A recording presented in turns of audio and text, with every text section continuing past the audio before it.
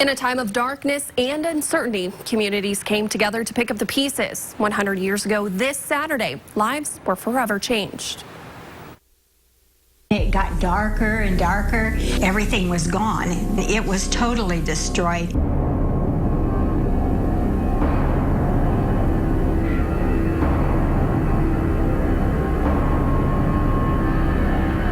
Palm Sunday, March 28, 1920. There was no radio broadcast at all. Nobody had radios at the time. Farms in ruins. Towns leveled to their foundations. Lives forever changed. It was a beautiful, sunny Palm Sunday day, and everybody seemed to enjoy being out in it. They saw the big black cloud, and they were in the barn, and Grandma kept calling. She said, "Selma, Sam, get in the house." An F4 tornado demolished anything in its 100-mile path from Wells County, Indiana to Lucas County, Ohio. It was actually a cyclone. It was actually 3 tornadoes in one. One dissipated while the next one developed. The National Weather Service says around 24 people died in its path. Nearly half of those deaths occurred in Allen County. The hardest hit, Edgerton and Townley. At the actual time, they were dazed, just totally dazed, and in so much shock. Edgerton, leveled. Splintered trees, foundations that once held houses, people's livelihoods gone in the matter of seconds. But off in the distance stood the town's grain elevator.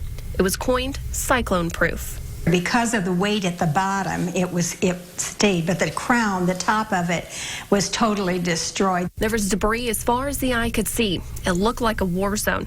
The town needed help. There was communication.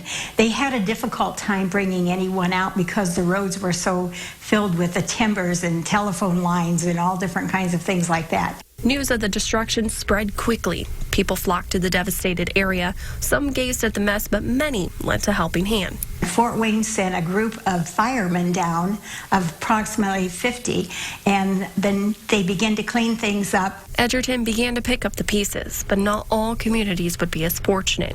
Townley, Indiana is still on the map today, but its residents abandoned it. They did not bother to rebuild anything because they had no railroad. Therefore, they had no way to get the grain out. These tornadoes caused widespread devastation across parts of the Midwest. Palm Sunday 1920 was locally known as the worst storm in history at the time. This was due to the lack of warning residents received. The Weather Service at that time was really prohibited from actually issuing a tornado warning, completely different as it is right now. Tornado warnings that we know today were not officially adopted until 1965. This was in response to the great amount of confusion during another deadly Palm Sunday tornado outbreak that year. Hunter?